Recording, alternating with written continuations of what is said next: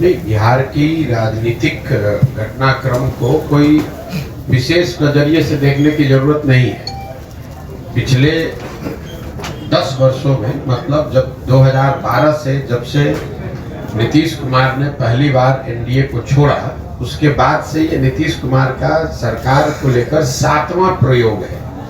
ये बहुत कम पत्रकारों ने इस पर ध्यान दिया है।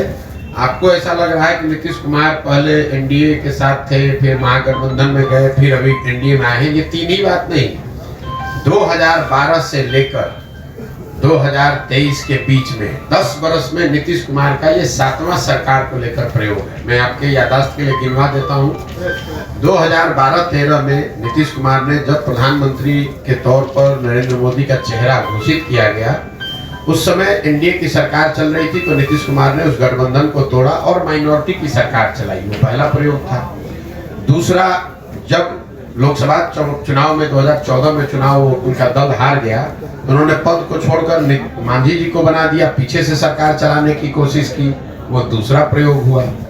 फिर 8 महीने के बाद मांझी जी को हटाकर खुद मुख्यमंत्री फरवरी 2015 में बने, वो तीसरा प्रयोग हुआ। फिर नवंबर 2015 में महागठबंधन के साथ सरकार बनाए, ये चौथा प्रयोग था। फिर 2017 में महागठबंधन को छोड़कर भाजपा के साथ गए, वो 5वां प्रयोग हुआ।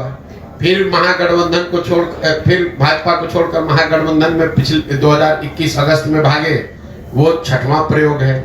और अभी फिर वापस से भाजपा में गए हैं, ये 7वां प्रयोग है। ये आपके ध्यान में इसलिए दे रहा हूं कि लोगों को ऐसा लगता है कि भाई यही नीतीश कुमार हैं, पहले तो सरकार ठीक ही चला रहे थे, लोग इनको सुशासन बाबू समझते थे।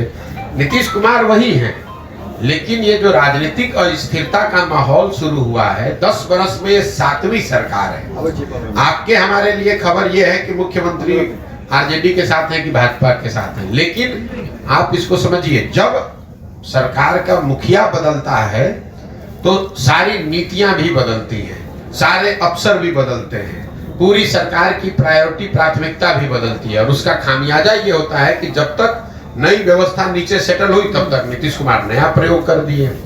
तो इनके बार बार ये पलटने से बिहार की जनता का कितना नुकसान हो रहा है, इसका आपको अंदाजा नहीं है। 2015 में 7 निश्चय के आधार पर महागठबंधन को वोट पड़ा, 7 निश्चय के कार्यक्रम शुरू किए गए, बिहार विकास मिशन बनाया गया।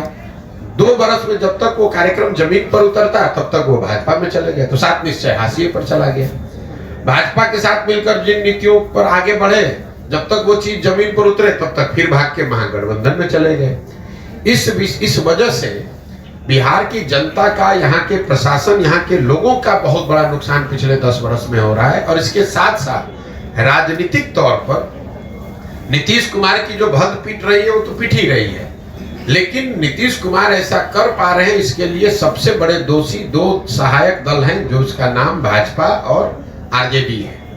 अगर नीतीश कुमार 7 बार पलटे हैं, तो 3 बार इसमें भाजपा भी पलटी है, 3 बार आरजेडी भी पलटा है।